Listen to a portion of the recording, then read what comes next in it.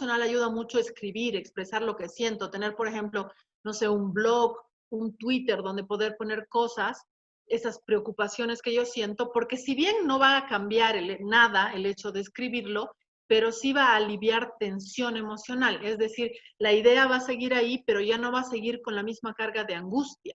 Entonces, por eso es importante poder escribir. También es importante conectarme con mi entorno. El hecho de estar encerrado, comillas, en mi casa, no implica aislarme y cerrar mis cortinas. Entonces, abriré mis cortinas. Si tengo patio, aprovecharé mi patio, mi jardín y estaré ahí. Si no tengo, porque el virus no va a entrar así por el viento a tu jardín, entonces estaré ahí. Si tengo terraza, saldré a la terraza. Si no la tengo, abriré mis cortinas y me conectaré con el entorno. Yo tengo un vecino en el edificio del frente que los sábados a las 7 de la noche saca su parlante y se pone a cantar. Más allá de que cante bien o mal o que me guste o no me guste, es una forma de conectarse con la ciudad y con la sociedad, de conectarse con el otro. Entonces saldré a mi ventana, le aplaudiré, le gritaré, qué bien vecino, o cosas así. Es decir, el hecho de estar confinados no significa estar realmente aislados del otro, ¿no? A nivel cognitivo, hay que intentar ser realistas, no sobredimensionar las cosas. Ya hemos dicho, no sabemos qué va a pasar en octubre, no sabemos qué va a pasar en noviembre, no sabemos qué va a pasar en enero. Entonces, ¿para qué me voy a anticipar negativamente a algo que no sé? Solamente me voy a anticipar si ese pensamiento me va a llevar a tomar acciones.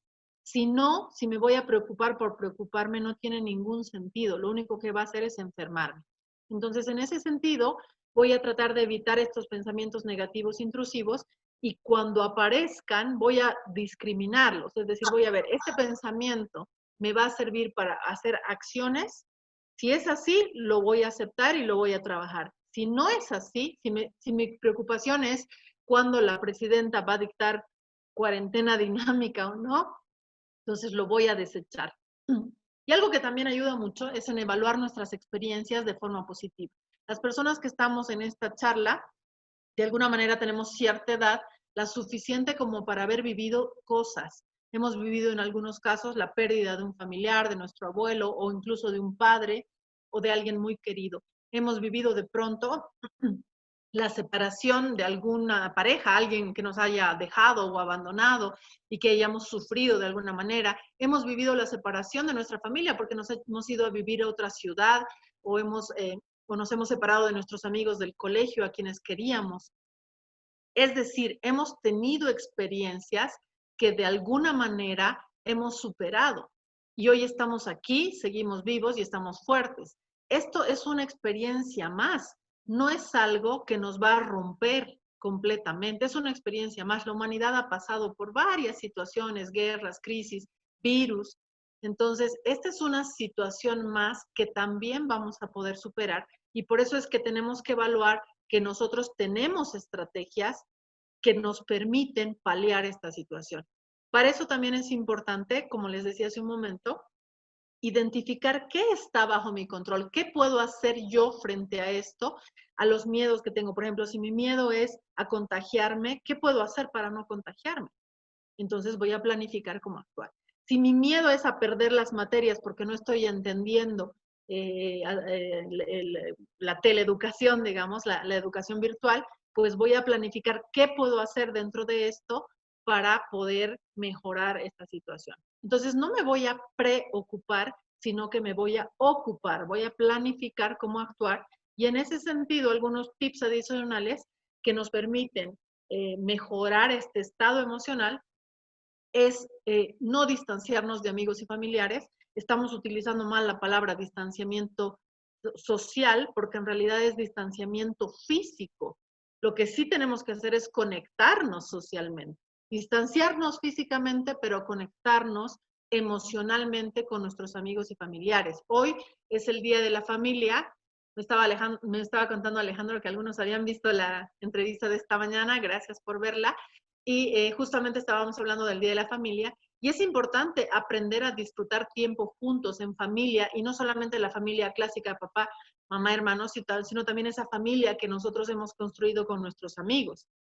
Entonces vamos a disfrutar tiempo juntos, vamos a pasar, por ejemplo, hay hoy día el Family Challenge, que vamos a hacer cosas, nos vamos a disfrazar, hoy día, por ejemplo, me han invitado a una reunión familiar, digamos, por Zoom, donde el papá y los dos hijos van a cantar canciones justamente por el Día de la Familia. Entonces, haremos cosas juntos, incluso jugaremos retos. Está de moda disfrazarse, por ejemplo, de cuadros famosos, ¿no? Y tanto a nivel internacional como de pintores locales bolivianos. Lo haremos. De hecho, por ejemplo, yo les cuento, he estado en uno de esos retos, he ganado y los que han participado me han mandado un pique macho por delivery, ¿no? Entonces haremos ese tipo de cosas que nos ayudan a relajarnos de esta ansiedad que nos transmite esta situación y que nos permite de alguna manera conectarnos con el otro. Hay el ludo en líneas, podemos jugar cacho por videollamada.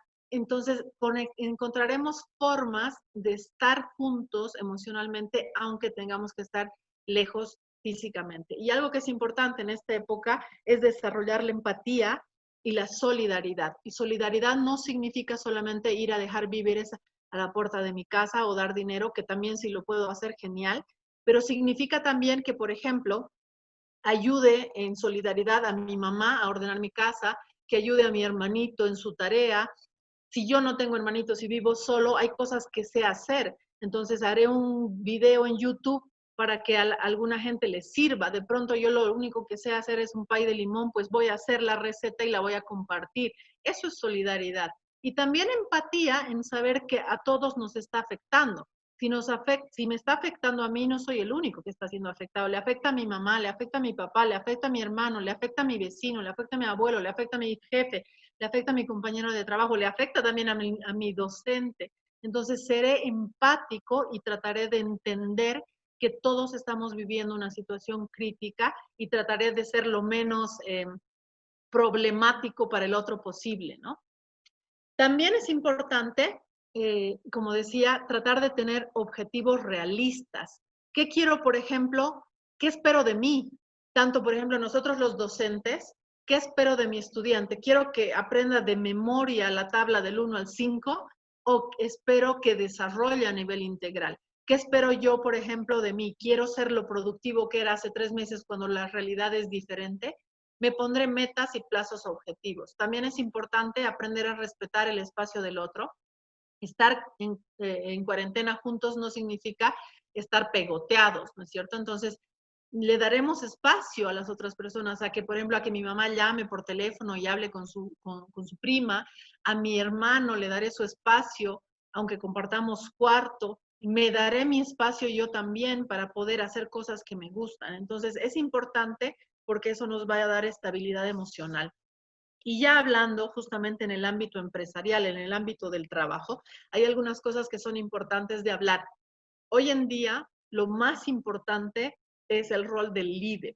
Ustedes saben que el líder se prueba en la guerra, ¿no es cierto? Es decir, el líder es el que se pone en práctica cuando la situación está en crisis. Y hoy estamos en crisis, por tanto, el detectar los roles de líder son sumamente importantes. Porque el líder, ya hemos dicho, y los que han pasado conmigo en la materia de gestión del talento humano o el de comportamiento organizacional, hemos visto que el liderazgo no es sinónimo de jefe.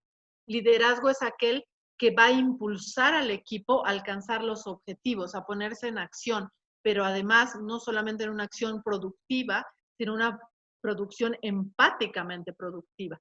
Entonces, en ese sentido, lo primero que tiene que hacer el líder de equipo es hacer un diagnóstico. Y, por ejemplo, los que son líderes de equipo en relación al centro de estudiantes, por ejemplo, de administración de empresas, o los que somos docentes, o los jefes de carrera, o los líderes dentro de las organizaciones, tenemos que hacer un diagnóstico de qué factores están generando crisis en mi equipo, qué le preocupa a mi equipo.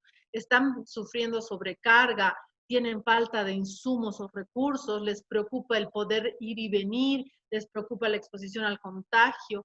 ¿Les preocupa esta desorganización o tienen problemas de compatibilidad laboral, familiar?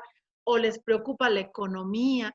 ¿Qué les preocupa? Cuando yo sepa qué les preocupa, recién voy a estar en posición de armar, porque decíamos preocupación, tiene que derivar en ocupación. Entonces voy a estar en posición de armar planes de contingencia y en ese sentido es importante que el líder en combinación con, con el equipo, con los trabajadores, armen las estrategias de regreso paulatino y gradual a la vida normal, porque en algún momento vamos a tener que volver.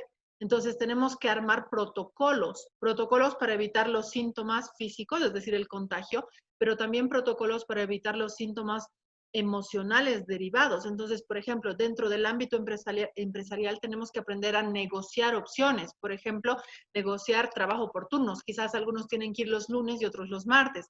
Hoy día justamente en Red 1 me estaban comentando, yo pregunté, ¿y dónde está Rodrigo? Y me decían, no, Rodrigo viene martes y jueves y los otros vienen lunes, miércoles y viernes. Eso es justamente trabajos por turnos. Vamos a reorganizar el equipo para que no vayan todos juntos, sino redistribuyamos funciones. También vamos a poner, si bien hay ya la legislación, y el otro día el ministro del Trabajo estaba hablando sobre el teletrabajo, está la regulación, pero no está el protocolo de acción de las empresas. Entonces, cada empresa tiene que armar su protocolo de acción, cuándo nos vamos a conectar, cómo nos vamos a conectar, por qué plataforma, cuánto tiempo, etcétera, etcétera. Cómo vamos a, decía yo hace un rato, al principio antes de la charla, cómo vamos a diseñar las nuevas formas de evaluación de desempeño, porque tenemos que cambiar también los parámetros de qué es lo que considerábamos desempeño y productividad en esta nueva situación de crisis. No podemos pretender, por ejemplo, que el vendedor de bienes inmuebles venda lo mismo hoy en estas circunstancias que hace 3 meses o hace un año, ¿no es cierto? Entonces, en ese sentido, tenemos que cambiar y reorganizar estos parámetros de lo que es productividad y lo que esperamos en cuanto a desempeño. También a nivel laboral tenemos que aprender a reconciliar la vida familiar con la vida laboral, sobre todo hablando de empatía. Por ejemplo, habrá gente en el equipo que tiene más dificultades que otros, que tienen niños pequeños, que no van a volver a clases hasta quizás el próximo año y que no le podemos exigir lo mismo que una persona que está soltera y sin hijos. Entonces, en ese sentido, tenemos que ser empáticos, sobre todo como líderes, de reorganizar y regestionar el trabajo del equipo de una manera diferente, considerando los factores empáticos que nos llevan a determinar quiénes tienen prioridad en qué, ¿no? A veces confundimos el concepto de justicia con equidad, ¿no? Porque creemos que todos tienen que tener los mismos derechos cuando no todos tienen las mismas realidades. También es importante encontrar reductores de tensión, es decir, encontrar, ustedes saben, y alguna vez los que han pasado mi materia han visto que el hecho de tener una cafetera en el trabajo ha marcado la diferencia en mucho en aliviar tensiones, porque ese espacio de ir a tomar el cafecito nos ayuda a conectar emocionalmente con el equipo. Y justamente ahora que no podemos ir a tomar el cafecito, tendremos reductores de tensión. Haremos estos challenges también con mi equipo, no solamente con mis amigos y mi familia. Haremos, por ejemplo, concursos, haremos esto de que el ganador reciba un premio, le mandemos en delivery. Haremos cosas que nos permitan reducir esta ansiedad y este estrés que nos está generando el teletrabajo. Y también el líder, si detecta que hay alguien que realmente está sufriendo los síntomas a nivel más profundo, tiene que ver la forma de encontrar facilidades para que reciba una atención psicológica e integral, ¿no? Más profunda. Y para eso habemos muchos psicólogos que estamos trabajando y que estamos atendiendo por videollamada. Entonces, veremos la forma de conectar a la gente con estas opciones.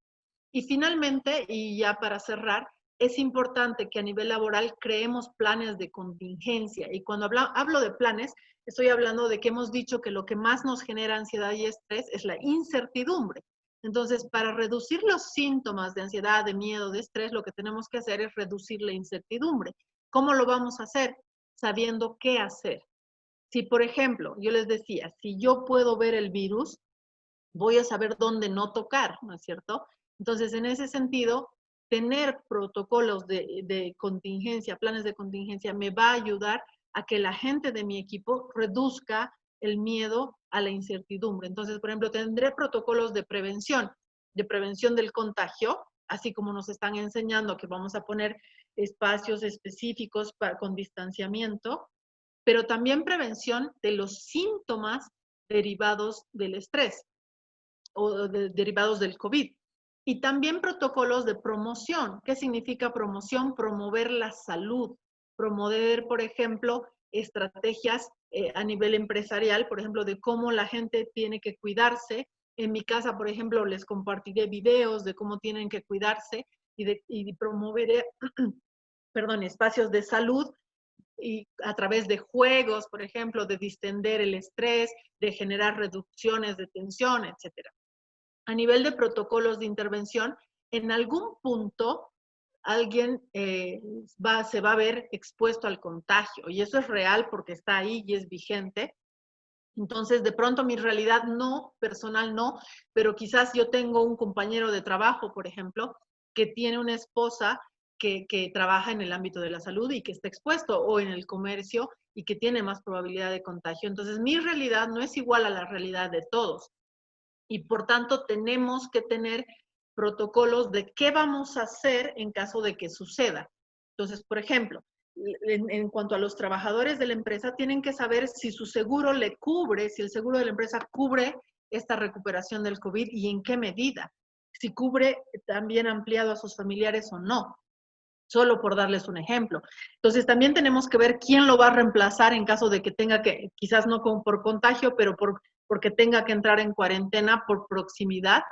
¿Quién lo va a reemplazar? ¿Cómo lo vamos a hacer? ¿Dónde lo vamos a hacer? ¿Cuándo lo vamos a hacer? En la medida en que tengamos resueltas todas estas dudas, vamos a reducir la incertidumbre y va a hacer que la gente sufra menos de estrés, sufra menos ansiedad y lleve mejor o de mejor manera esta situación.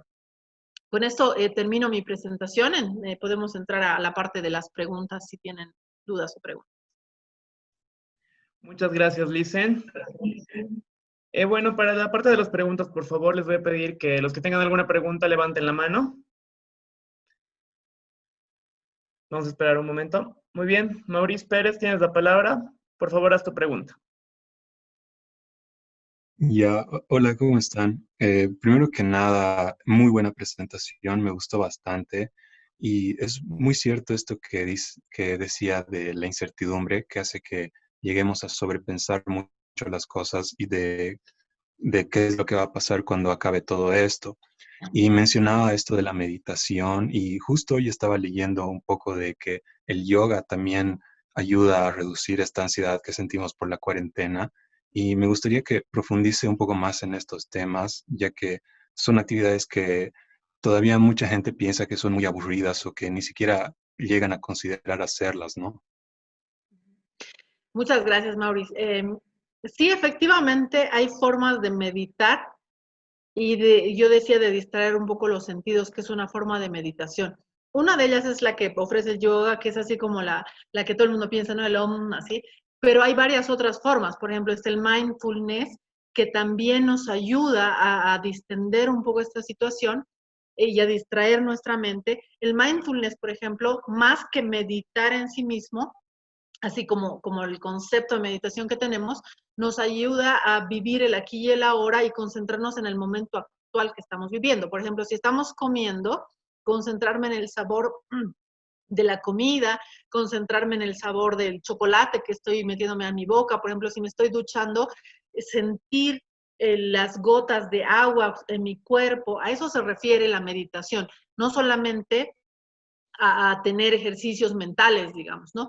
Y yo le puedo dejar a Alejandro tengo algunos textitos, digamos, respecto a recursos del mindfulness que nos pueden servir y de cómo podríamos trabajar este tipo de situaciones, pero es importante limpiar la mente, sobre todo en las noches cuando vamos a dormir, porque algo que es importante, y por ejemplo yo les cuento, cuando yo estoy dando clases hasta las 10 de la noche, mi cerebro está muy encendido y requiere un periodo de tiempo hasta que se apague y se aquiete, ¿no es cierto? Entonces, justamente para esos procesos necesitamos estrategias que nos permitan aquietar la mente para poder tener un buen sueño. Y en ese sentido, como les decía, lo que solemos hacer algunos es entiendo la tele, le pongo el timer hasta que se apague, pero eso es justamente lo que no hay que hacer porque tu cerebro sigue encendido, porque está escuchando lo que estás dando en la televisión. Entonces, en ese sentido, lo mejor es encontrar recursos alternativos para ir apagando un poco tu mente, desacelerando tus pensamientos para poder conciliar el sueño y tener un espacio de relajación y de paz. Muy bien, chicos. ¿Alguna otra pregunta? Muchas Por favor, no gracias. sean tímidos, levanten la mano. Juan Pablo Montesinos, tienes la palabra. ¿Cómo están? Buenas noches. Bueno, me Buenas. pareció una excelente presentación. Mi pregunta va a lo siguiente. ¿Cómo lo hacemos para volver a salir? Como tú ya dijiste, en 2 meses, mucho tiempo acostumbrados en este ambiente, ¿no? Que es una cuarentena. ¿Cómo hacerle para salir a un mundo que ya cambió, ya ha cambiado, ya está diferente? O sea, ¿cómo salir y adaptarse y vencer el miedo a eso, sobre todo? Yo decía justamente que no ha cambiado del todo, han cambiado algunas cosas, pero otras no. Por ejemplo, no vamos a dejar de trabajar, lo que va a cambiar es la forma. No vamos a dejar de comer, lo que va a cambiar es la forma de acceder a esa comida. Entonces, en ese sentido, yo les decía al principio, no soy tan pesimista de pensar de que realmente es otro mundo, sino que vamos a tener que encontrar estrategias de adaptación. Yo decía justamente que lo que nos genera ansiedad y miedo es la incertidumbre, pero en la medida que haya certezas, vamos a tener mayor confianza de volver al ruedo, digamos, ¿no? De volver a salir. Y obviamente, mientras lo hagamos de forma paulatina, mejor si tenemos la posibilidad. Es decir, por ejemplo, eh, si yo te digo mañana corre 42 kilómetros y nunca has corrido, te va a parecer difícil. Pero si yo te digo, ¿qué te parece si hoy corremos una cuadra y después 2 y después 3 y después 4, al cabo de un año o 2 vas a estar corriendo una maratón? Porque tu cuerpo y tu mente se van a ver acostumbrado a esta situación. Es lo mismo que pasa en este caso. Ahora tenemos miedo porque tenemos muchas incertidumbres respecto a lo que va a pasar. Pero en la medida en que vamos, y les aseguro que todos los días aquí en Bolivia y en todas partes del mundo se están creando estrategias, por ejemplo, en los bancos ya han puesto, bueno, siempre tenían, ¿no? Pero en algunos han puesto más protectores para tener paneles más individuales para que no te acerques tanto al otro, ¿no es cierto? Incluso he visto que en algunas iglesias han puesto cobertores para dar la comunión, digamos, ¿no es cierto? Entonces, en la medida que también las empresas, las instancias, los restaurantes vayan adquiriendo estas medidas y estas estrategias, nosotros también nos vamos a sentir en mayor confianza para salir. Ahora bien, es cierto que nosotros vivimos en un país con ciertas limitaciones económicas y ciertas limitaciones culturales, en el sentido de que, como Alejandro decía al principio, no somos más de tocarnos, de abrazarnos, de estar cerca del otro, pero esto también, esto sí va a cambiar, pero no creo que va a cambiar absolutamente. Es decir, vamos a encontrar formas de readecuarnos a esta nueva realidad y en la medida en que lo vamos a ir viendo en el día a día que van a ir avanzando, nos vamos a sentir más cómodos y vamos a llegar a un punto en el que nos va a parecer normal. Muchas Perfecto. gracias. ¿Alguna otra pregunta, chicos? No sean tímidos, aún hay tiempo. Johnny Ruiz, tienes la palabra, después Vini Málaga. Por favor, Johnny, procede con tu pregunta. Buenas noches. Primero, resaltar que sí, fue una gran presentación, me gustó mucho.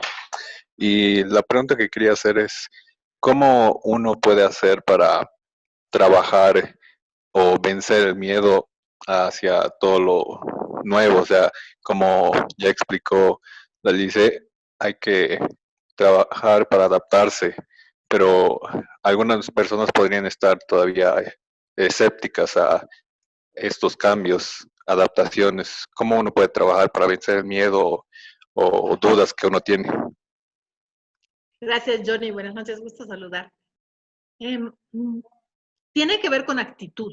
En este gráfico que yo les mostraba del iceberg, no detallé demasiado por una cuestión del tiempo, pero algo que está de base en todo esto es la actitud. Si yo tengo una actitud positiva a algo, voy a estar más receptivo, más abierto, más flexible a ir encontrando alternativas o vías para poder trabajarlo.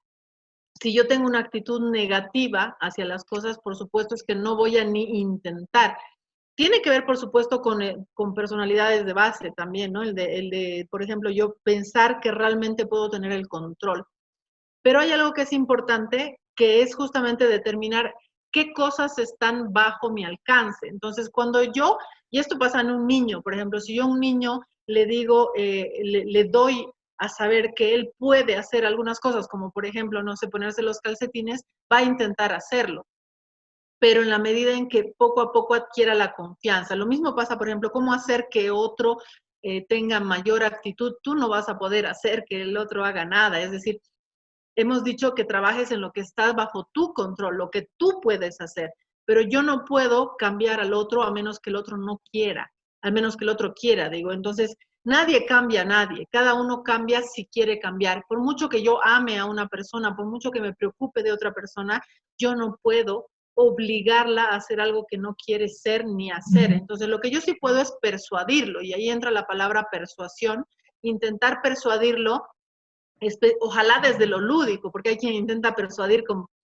golpe, digamos, ¿no? O con castigos. Y eso no tiene un efecto positivo. Lo que tiene un efecto positivo es justamente desde lo lúdico, desde encontrar, por ejemplo, si estamos hablando de que alguien no quiere salir, de mostrarle las posibilidades, de darle certezas para que logre encontrar la confianza para hacerlo, pero obligarlo, lo único que vas a hacer es malograr o desvincularte emocionalmente del otro. Perfecto, muchas gracias por tu pregunta. Vini Málaga, por favor, y la última pregunta va a ser de Brenda Carrasco.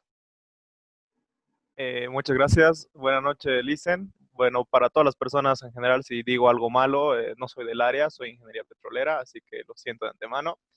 Eh, por esta parte yo digo, mi pregunta va más hacia el lado de que yo no siento, no sentí esto de parte del confinamiento, ningún tipo de ansiedad ni nada de esto, más por el hecho de que en los entrenamientos de natación, que son antes previos al campeonato, nosotros nos aislamos así socialmente, por decirlo, un mes o semanas antes de campeonatos importantes. Y yo realmente no lo sentí, entonces mi pregunta va más hacia el lado de que al ver esta buena presentación, vi de que las demás personas sí pueden sentir este tipo de cosas.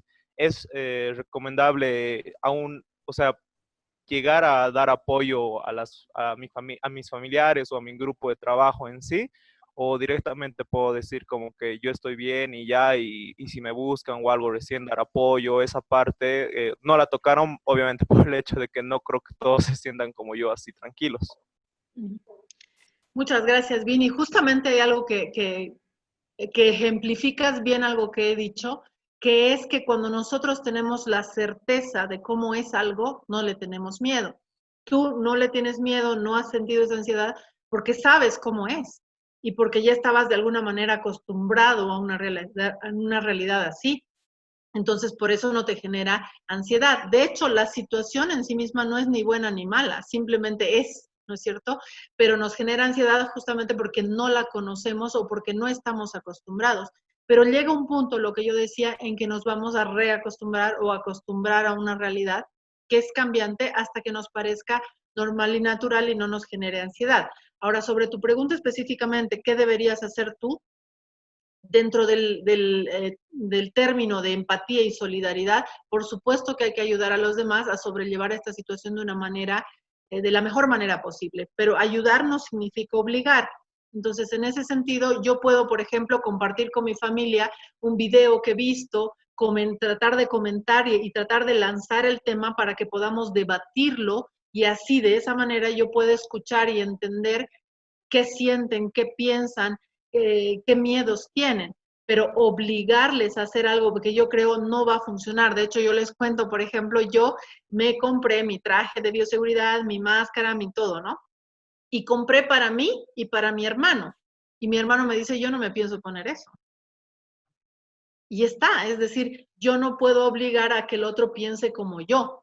Yo puedo saber lo que yo voy a hacer y puedo intentar quizás, como en este caso, mira, te lo he comprado esto, pero no está en mi control ni está en mis manos que el otro lo haga, ¿no? Perfecto, Muchas muchas gracias. gracias. Brenda, tienes la palabra, haz tu pregunta, por favor. Muy buenas noches. Primeramente agradecerle por la reunión. La verdad que personalmente me ayudó mucho. Quisiera preguntarle, ¿usted cree que exista fobia o discriminación con las personas que se contagiaron y se curaron y la noticia sale a la luz?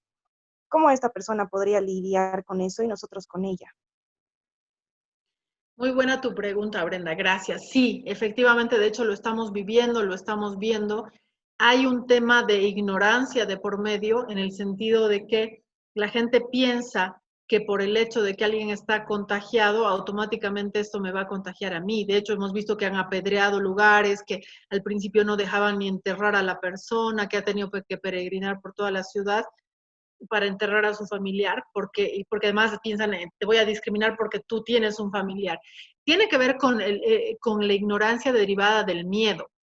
Se soluciona, por supuesto, en este caso, si es cercano, digamos, por ejemplo, si es gente de tu edificio, tú podrías hablar con ellos, pero si es más allá de tu edificio, digamos, la ciudad, le corresponde ya a las instancias municipales o gubernamentales hacer publicidad respecto a este tipo de situaciones para generar información, ¿no es cierto?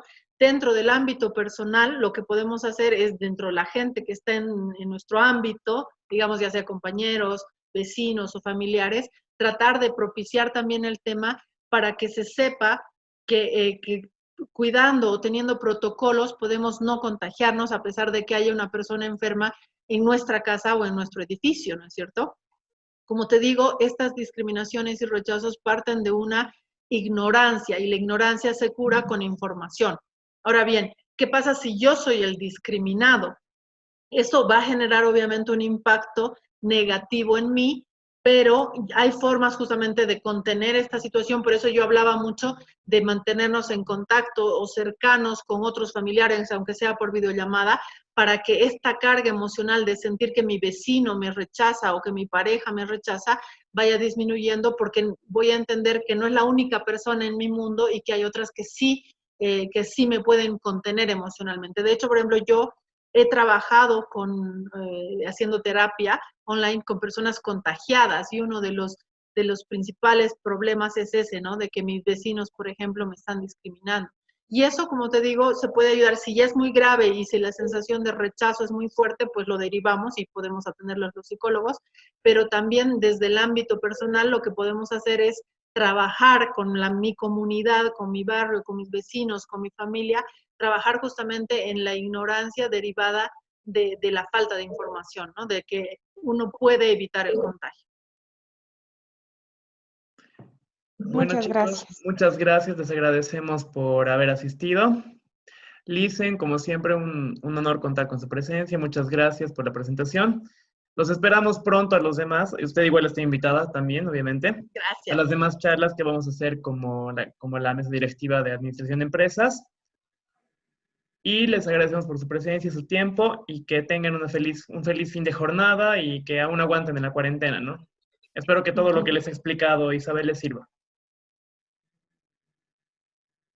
Muchas gracias a todos, gracias por la confianza, Alejandro, y cuando gusten, pues estamos para eso, para servirles. Muchas gracias, dicen que le vaya muy bien. Gracias.